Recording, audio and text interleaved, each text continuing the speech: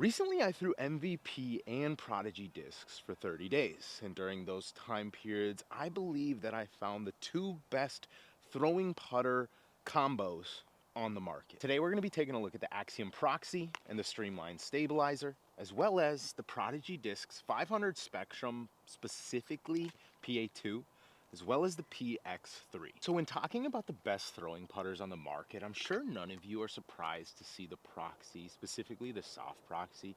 These things are absolutely money. But to be compared to the Prodigy PA2, which I'll admit, until about a month ago, I didn't even really, I knew it existed, but I had never even thought of it as an option. But when I started throwing this Spectrum 500 PA2 specifically, I fell in love immediately, and it has some of the familiar characteristics as the Proxy, where it flies dead straight. That's all it wants to do. It'll hold the hyzer, it'll hold the ante. It's also very torque resistant. I feel like you can throw them hard, they go really far, and they do pretty much anything you want them to do.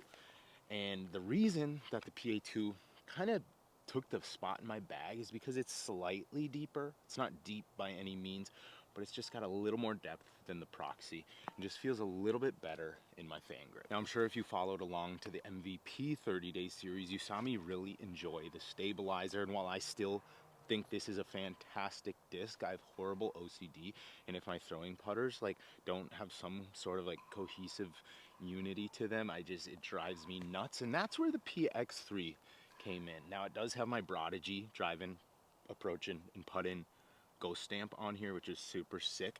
But the PX3, not to be confused with the P3X or PA3, is a beaded, relatively shallow, honestly probably very similar to the PA2 throwing putter that I recently got my hands on. Actually, I didn't even get the opportunity to throw this during the 30-day Prodigy series, but I immediately fell in love with it. There's 3 keys to disc golf: drive-in, approach-in, and putt-in.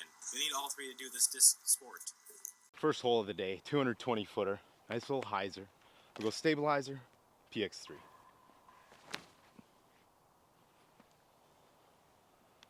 Okay.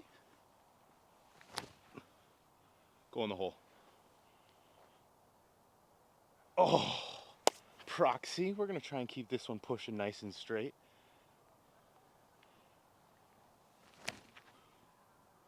Go in the hole. Aced it. Oh. Oh. Can't really argue with those results, huh? So with this lineup of discs specifically, you're gonna cover 2 slots. You're gonna cover, that putter that you can honestly probably throw into a headwind, and then maybe it acts more like the straight variation, or just on a calm day, it's nice, controllable, overstable, put a little flex on it, whatever you need. Just a step down, we'll say, from that overstable approach disc. And then the Proxy PA2, like I said, it's that do anything. Put it on hyzer, it'll hyzer like you saw in that last hole. Put it on straight, it'll pretty much go straight. Put it on some ante, it's gonna hold the ante, but it's not gonna burn. But there is some gaps that you could fill with other putters. I like to have a base plastic disc that's super beat up. You can hyzer flip, get it to flatten, it's gonna late flip. But for today's video, we're just talking about kind of these 2 slots. I'll be honest, guys, this hole kind of scares me a little bit. The hands are a little cold, it's super tight, but the idea, I'll tell you, so you're gonna know if I mess it up. The idea is to hang these left side of the fairway and kind of just drag them back right. We'll see what we can do. Now, a reason that I like this, the overstable putter, mainly overstable approach discs, zone type discs. I love them on the forehand, but I don't love them on the backhand. And for some players, this disc is going to be, basically just that disc on backhand. Whereas these 2, I also would not be throwing forehand. They just don't feel good to me. They're backhand discs. Beauty.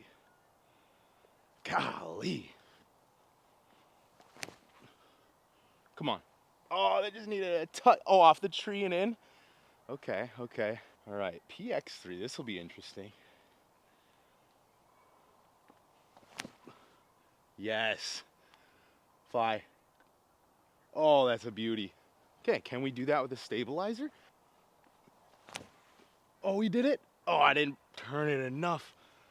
But you can tell, stabilizer, it stables out, it stabilizes. So this PX3 is the newest edition. Unfortunately, like I said, I didn't get to throw it during the Prodigy 30-day series. I just never got my hands on one. But I got it this weekend in my shipment at Disc South in my Prodigy order. And I got them simply, honestly, because I knew it's a good disc. Because I have thrown one, I think, like way back when they first came out. But I kind of wanted one. And that's why I took one. But I played in it, or I played with it in the glow round that I played with Jay Millie and Bodanza.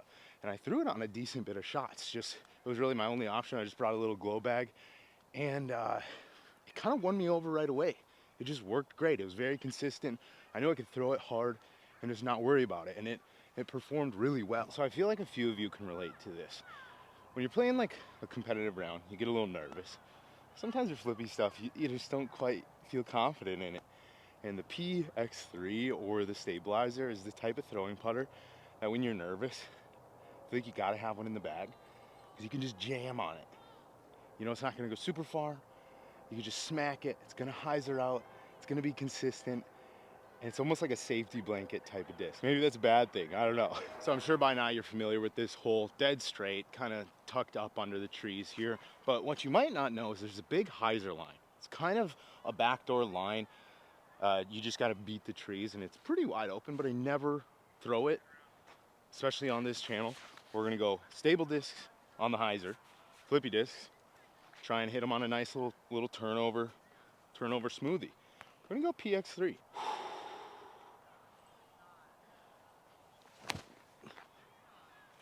See how much beef that's got?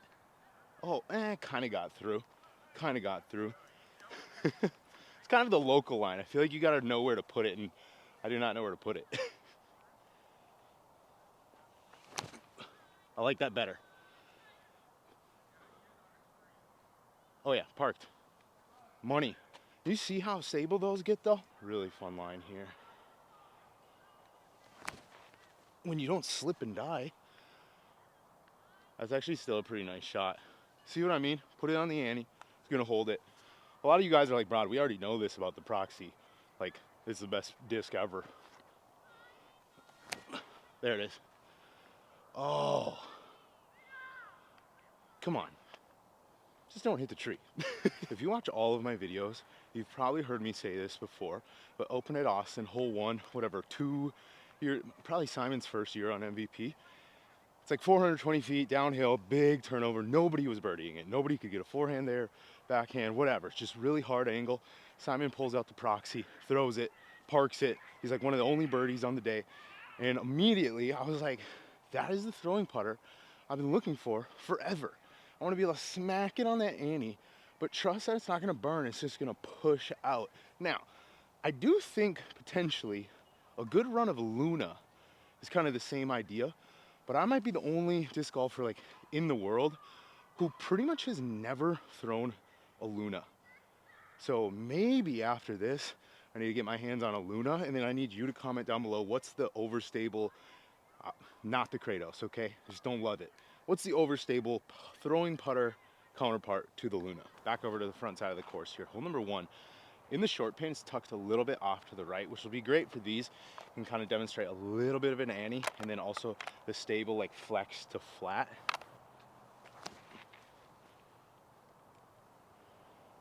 Needed some more air under that one. Not my best effort.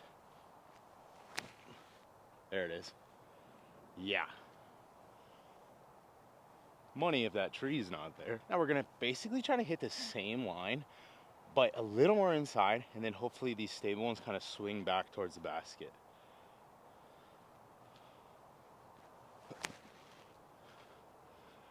Oh, it's, yeah, go in. Oh, it's kind of the same flight as the straighter ones in terms of mid-flight. It's gonna hold that, but at the end, rather than just continuing to push, it's gonna get to flat and then go forward. That's in. Yep. Nope. Dang it. Beauties. I honestly do not think I could have showed you a better example of why I love those two overstable throwing putters than those two shots right there. Once again, can we just talk about the spread of discs here? I think I've officially realized over the last few days of filming out here, I'm a lot better at this course backhand than I am forehand. So bear with me, because hole 3 and 4 are where I'm gonna really get to show you kind of the opened up flight of these discs. Right now we got another hole that honestly still lines up perfect for that. Kind of the same shot I just threw on hole 1. I hate when I throw it low because it looks bad, but the reality is that's probably sitting at 20 feet and is totally fine. But I want the disc to fly when I'm filming, you know what I mean? So I think like hole 1, these stable guys are kind of gonna be the actual ticket, where you want them to hit through that gap on Annie, but you need that push forward at the end. Yeah, see? So good. I'm learning myself today. I think the straight guys are nice for like those opened up, kind of like slight hyzerlies, get them to flat, and they just push forever, but kind of carving through the woods. I think these stable ones are my ticket.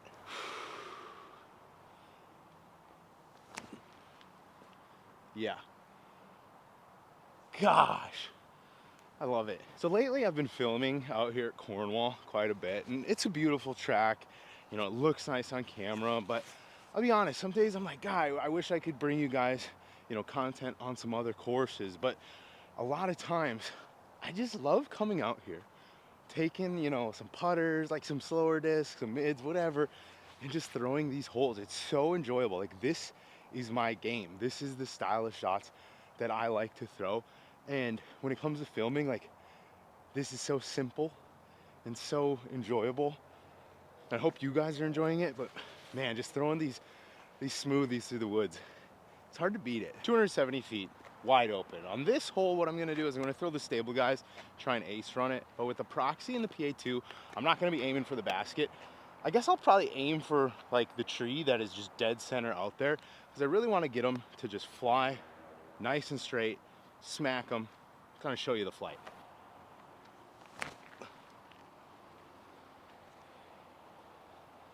I mean, I was trying to ace run it, but I hung it out a little wide. Still circle 1. Oh, there's the beef. Couldn't even get it there. He's a noodle. Back door. I wouldn't say I'm nervous, but this is the shot where, like, you guys have been waiting for me to like smack one flat and straight, and now if I mess this up, I look like a chump.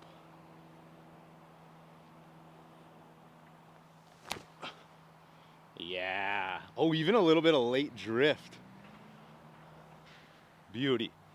We're gonna try and get the Proxy to be a little higher, hopefully go a little bit further.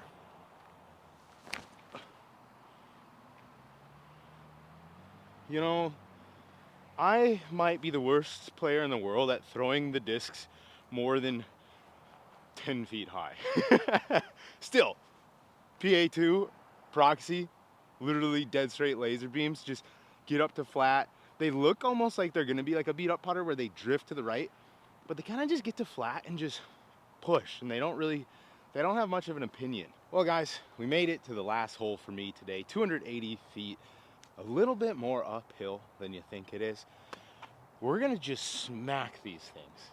I'm gonna try and get them there. I'll be honest, usually when I throw a putter on this hole, I come up a little bit short, but we're gonna see. I'm actually gonna throw these two with power grips.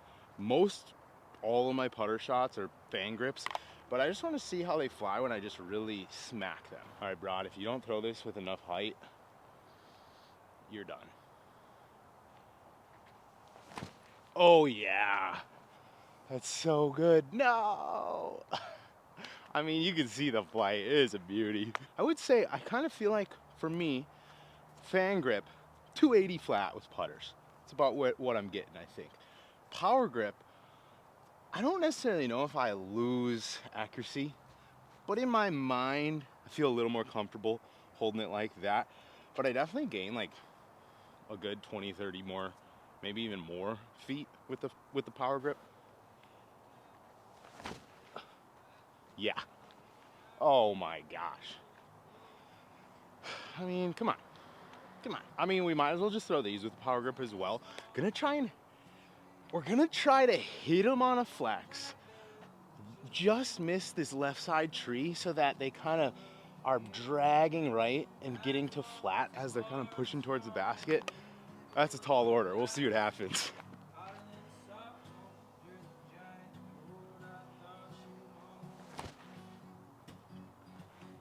I mean, you know, not bad because I threw it almost exactly where I wanted. See if we can make the adjustment with this one. A little bit more right. Just gotta miss that tree. Yep. See that? Oh, and it just comes back out. Touch him. Thanks for watching, guys. We will see you in the next one. Creator of Frisbee Club, The man, motherfuckers. the man, the myth. And right here, I have a frisbee bag. It holds all my frisbees, the ones I like.